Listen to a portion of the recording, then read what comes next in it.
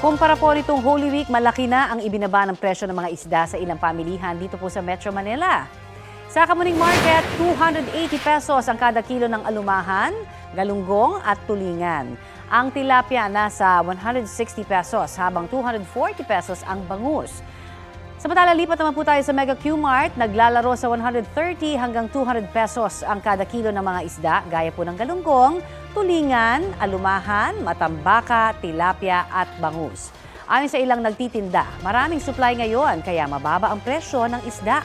Base naman po sa price monitoring ng Department of Agriculture, 140 hanggang 250 pesos ang presyo sa kada kilo ng bangus. Ang tilapia nasa 105 hanggang 160 pesos per kilo. Umaabot naman sa 160 hanggang 300 pesos ang kada kilo ng lokal na galunggong. Habang 240 hanggang 380 pesos ang kada kilo ng alumahan. Kapuso, para sa mga maiinit na balita, mag-subscribe sa GMA Integrated News sa YouTube. Sa mga kapuso naman abroad, subaybayan nyo kami sa GMA Pinoy TV at sa www.gmanews.tv.